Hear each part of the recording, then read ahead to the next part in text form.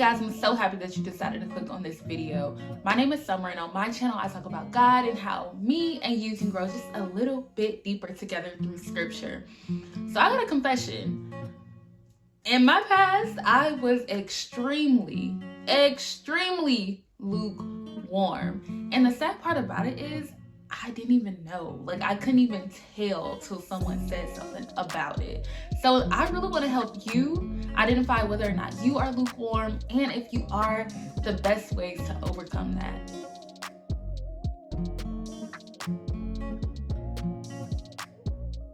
And so what does it mean to be lukewarm? Well, we see Jesus warning the church of Laodicea. I always say it wrong. We see him warning them in the book of Revelations. Revelations chapter 3, verse 15 through 16 says, "I know all the things you do, that you are neither hot nor cold. I wish that you were one or the other. But since you are like lukewarm water, neither hot nor cold, I will spit you out of my mouth." I think one of the major ways people become lukewarm is because they start seeking self-satisfaction and self-glory instead of God's glory. So you hear people say things like this: "Yeah, I know I messed up, but God will forgive me." Or like, "Yeah, I'm about to mess up, but God will forgive me." Or, "Yeah, I know I did what I wasn't supposed to do, but God's grace, God has so much grace. It's okay. Like, it's fine that I do whatever I want to do. God has grace on me." Or they say things like this, and we hear this all the time. And I've said statements like all of these three. "Yeah, I'm not into the religion thing. I don't, praying and reading the Bible. Like, I'm not really with all that, but I believe. So, I believe in God. So, that's all that matters. I believe in him." And the Bible says even demons believe. Like, even demons believe. But the difference between belief and lordship is two completely different things. And God doesn't just call us to just, hey, believe that I'm real. That's all I care about. Just believe that I'm real. No, he's asking for you to love him as well. God is calling for a deeper relationship and consistency more than just belief. Now imagine this. Imagine that you own a business. And you're like, "Okay, I'm about to hire an assistant." You expect this assistant to show up every day. You expect them to do their job well, on time. And their schedule is Monday, Tuesday, Wednesday, Thursday, Friday, from 8 to 5 each and every day. Now you hire them.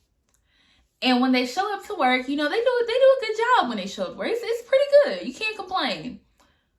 But unfortunately, they only show up Monday, Wednesday, maybe on Thursday. Next week, they'll show up Tuesday and Friday.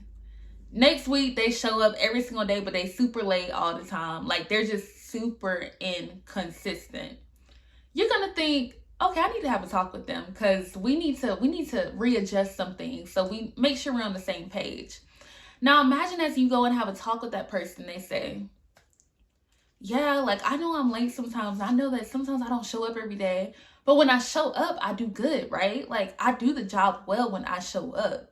Why are you worried about the days I don't show up? I'm doing well while I'm here. I'm here now, ain't I? So don't worry about it." You would be furious. You would be like, "Why did I hire this person? There is no way that this person is actually saying this right now." And that's how I imagine our relationship with God. We say, "Yeah, God, I know that I messed up, but I'm here now." Okay, as if we're doing God some favor. God is like, "Change your ways. I really want you to change your ways and be dedicated to my business." And we're like, I really don't want to do all that. I just want to do my own thing. But look, I'm here. I support you, God. I support you. I believe in you. I'm going to show up when I want to. But I'm not with the whole dedication thing. I'm not about to show up every single day. If this was an actual business, you would get fired. And when it comes to our relationship with God, God doesn't fire us. But we have to understand how it's disrespectful, and it's crazy for us to think that it's okay to treat God in a way where we only show up when we want to show up. We should appreciate and love God just a little bit more than that. The problem is that our hearts aren't all the way in. We are half dedicated, half thinking about God, half this. We are not giving it our all. And God says, love me with all your heart, with all your soul, with all your strength. I want it all. I don't want no half thing. And so when I say it's not enough to believe, y'all, it's really not enough to just believe. Not when God calls for more. And so I want to share 3 signs that really are most common for lukewarm Christians. And I'm going to share a Google Doc below. I got it from Faraway Distance. I really want to share her video too because it was absolutely amazing. But it's a Google Doc, and on there are 18 examples of what lukewarm Christians do. But I really want to share these 3 because I think that they are extremely common, and all of us have probably fallen short of doing it. The first one is lukewarm people don't really want to be saved from their sin. They only want to be saved from the penalty of their sin. They don't genuinely hate sin and aren't truly sorry for it. They're merely sorry because God is going to punish them. Lukewarm people don't really believe that this new life Jesus offers is better than the old sinful one. For many Christians and for many lukewarm Christians, their main thing is, I don't want to go to hell. So I'm not about to do this. I'm about to go to church every day and I'm about to read my Bible because I don't want to go to hell. And God says, no. What I'm calling you to is relationship.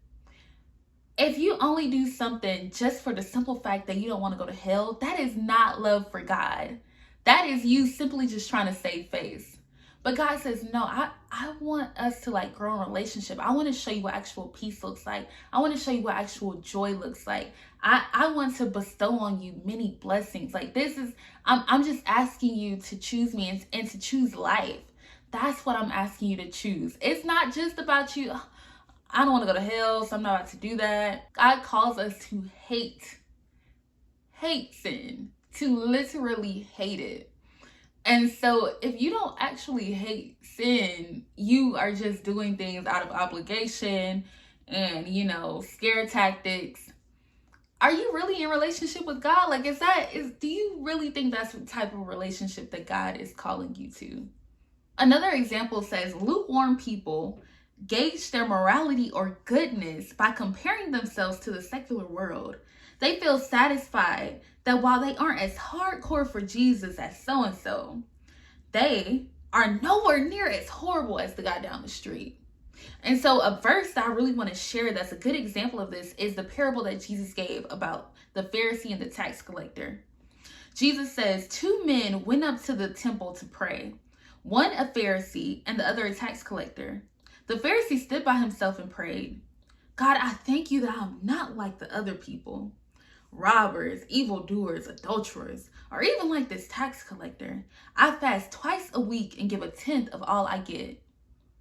But the tax collector stood at a distance. He would not even look up to heaven, but beat his breast and said, God, have mercy on me, a sinner.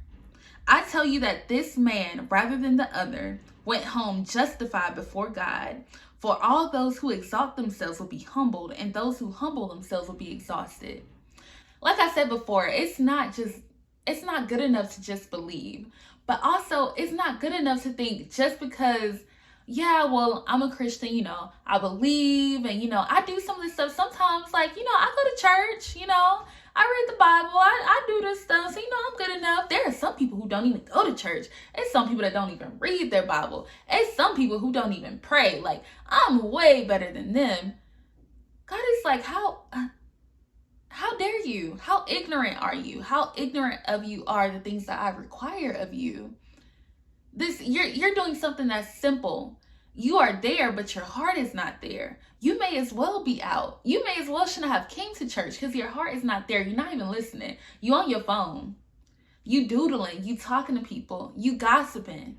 You're not even doing what I'm asking you to do. Why are you even here? You're doing this out of obligation. Yeah, maybe you should get a little bit better. The third example that I love is lukewarm people rarely share their faith with their neighbors, co-workers, or friends. They don't want to be rejected, nor do they want to make people uncomfortable by talking about private issues like religion. Oh man, a lot of times you hear people say things like, yeah, like I'm a Christian, but I'm not like those other Christians. I wouldn't call myself a Christian. Like, I'm not a Christian. I don't claim to be a Christian. I believe in God, I believe in Jesus, I believe in the Bible. I'm everything that a Christian is, but I'm not a Christian. So, I don't want you to think that like I'm one of those people, like, yeah, I don't read the Bible and like stuff like that. I don't do all that. Like, I'm not that religious. And what's horrible, I think what sucks about that, because I did it too. What sucks about that is we are missing out on opportunities. Because a lot of times when we're saying that, we are acknowledging that we have some Christian brothers and sisters who do not act in a Christian way, who do not act in love, who are not just, who care more about the economy than lives. Most times, like, we're acknowledging that we know that, and so we don't want to be put in a box as that. But when you say things like that, you are missing out on a chance to say, yes, I'm a Christian, but I'm truly a Christian. Like, if you are truly a Christian who cares about God, who cares about your relationship with God, who cares about your love with God, this is kind of off topic, but this just, it's resonating with my spirit. If you are truly a Christian who is out here fighting and doing what God has called you to do as a Christian, you should say, yes, I'm a Christian, because you are going to be the example that people need to actually believe. Many people don't want to be Christians or are turning away from their faith because they're like, every Christian I know is horrible. Every Christian that they see are horrible people. And so since you say that since you claim that you are not like those other Christians, that you are like actually loving and caring, and you are, all these other things, you should prove it. Say with your chest, yes, I'm a Christian, but I do. I truly love, and show that you actually love. Some of us can't, I'm stepping on some toes, I'm stepping on my toes. Some of us can't say I'm a Christian because, truth be told, we're not. All we do is believe. Like I said before, all we do, some of us can't say it because God is not actual Lord over our life. So if people were to look at us, as a Christian, and okay, you are the example that I have as a Christian, they will be confused. If people had to go to you as an example, if you were the example of a Christian to them, they wouldn't even know. They would be like, oh, you're a Christian? Like, we act the same. Like, what's the difference between me and you? Like, you don't even act in love. Girl, we be gossiping all the time. Girl, what? Many of us can't even say we're a Christian, because as much as we want to say we are not like those other Christians, we are no better, because we aren't like the people that God called us to be anyway. Oh, Jesus. I just went so off topic a little bit, but I just really believe that's for somebody. Another reason why people don't say that they're Christians is because they fear rejection. So they don't do the things God called us to do. Like, God talks about drunkenness, and God talks about adultery. God talks about, all these different things that are kind of sensitive, soft spots and soft subjects to be talking about. And in order to not look weird, or in order to not look like, oh, man, I want to fit in, like, I want to have fun, I want people to like me, people choose to not say that they're Christian. People choose to just lay what God has called them to do on the back burner because they want to be accepted. And it's the fear of rejection that gets them every single time. They're like, I just really, especially in college, but even as an adult. And I'm not just saying this to beat down on y'all. I'm beating down on myself. I'm beating down on everyone. So some of you are saying, Summer, I have done all 3 things on that list. I've done all 3 things that you said. I clicked on the link in the bio. I did all 18 things in them. I think I may be lukewarm. And the best way to tell is the way you live your life and the fruit that you bear. Do you live to glorify yourself and others? Do you live just, out of fear of rejection? Then yes, you're living a lukewarm life. The question is, who gets the glory? Who gets the glory in your life? Answer that truthfully and there you will find your answer. The best way to overcome being lukewarm is to actually choose God. Do you actually believe that Jesus has a better life for you? Do you actually believe that Jesus can care for you and provide? Do you believe that he is Lord of all, that he is worthy of being praised? That is the way that you get through lukewarmness. If you want to know other ways to like practically grow and how to read, I've uploaded videos in the past, like 5 ways to grow closer to God. That is an amazing step, and how to fast and all that other stuff. Amazing steps. But the thing you really need to worry about is, do you actually believe and trust that God is Lord, one and only? And do you actually believe and trust that he can be God and Lord over your life and do it well? And I'm going to end that video at that. I'm going to end the video right then and there. The question is, are you lukewarm? And I want you to reflect on that. And so I thank you for watching this video. Deal with that. I thank you for watching this video. This video I know is extremely hard, and it probably called out some things in you that you did not want to be called out, or you have been trying to skate over for a while. But no, God notices and recognizes it, and he wants it changed. Like, let's change that today. Right now, let's change that, and let's pray about it. And so if you found this video amazing and you loved it, make sure you like, you comment, and subscribe. Make sure you engage. I love you all so much. Again, make sure you subscribe, because I got some amazing content coming up and some amazing guests that are going to be partnering up with me. So I love you guys, and I'll talk to you later. Bye.